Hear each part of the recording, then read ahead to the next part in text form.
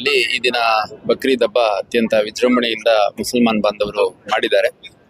ಬಹಳ ದೊಡ್ಡ ಸಂಖ್ಯೆಯಲ್ಲಿ ಈದ್ಗಾ ಮೈದಾನ ಸೇರಿದಂತೆ ಬೇರೆಲ್ಲ ಎಲ್ಲೆಲ್ಲಿ ಈದ್ಗಾ ಮೈದಾನಗಳಿದ್ವು ಅಲ್ಲೆಲ್ಲ ಸಾರ್ವಜನಿಕವಾಗಿ ನಮಾಜ್ ಮಾಡೋದ್ರ ಮುಖಾಂತರ ಪ್ರಾರ್ಥನೆಯನ್ನು ಸಲ್ಲಿಸಿದ್ದಾರೆ ಮತ್ತು ಅತ್ಯಂತ ಶಾಂತಿಯುತವಾಗಿ ಅವಳಿ ನಗರದಲ್ಲಿ ಬಕ್ರೀದ್ ಹಬ್ಬದ ಆಚರಣೆ ಒಂದು ಹಂತಕ್ಕೆ ಮುಕ್ತಾಯವಾಗಿದೆ. ಇನ್ನು ಮುಂದುವರೆದು ನಾವು ಎಲ್ಲೆಲ್ಲಿ ಪಬ್ಲಿಕ್ ಪ್ಲೇಸಸ್ ಇದಾವೆ, ಪಾರ್ಕ್ಸು, ಆಮೇಲೆ ಹೋಟೆಲ್ಸು, ಥಿಯೇಟರ್ಸು, ಮಾಲ್ಸು, ಇಲ್ಲಿ ಸ್ವಲ್ಪ ಹೆಚ್ಚಿನ ಕ್ರೌಡ್ ಇರೋದ್ರಿಂದ ಅಲ್ಲಿ ನಮ್ಮ ಅಧಿಕಾರಿ ಸಿಬ್ಬಂದಿಗಳನ್ನು ಯೋಜನೆ ಮಾಡಿದ್ದೇವೆ. ಮತ್ತೆ ಎಲ್ಲ ಮುಸಲ್ಮಾನ್ ಬಾಂಧವರು ಇವತ್ತು ಹಬ್ಬದ ವಾತಾವರಣದಲ್ಲಿದ್ದಾರೆ. ಅದೇ ರೀತಿ ಬೇರೆ ಎಲ್ಲ ಸಮುದಾಯದವರು ಕೂಡ ಒಂದು ಶಾಂತಿಯುತ ವಾತಾವರಣ ನಿರ್ಮಾಣ ಮಾಡೋದ್ರಲ್ಲಿ ಸಹಕರಿಸಿದ್ದಾರೆ.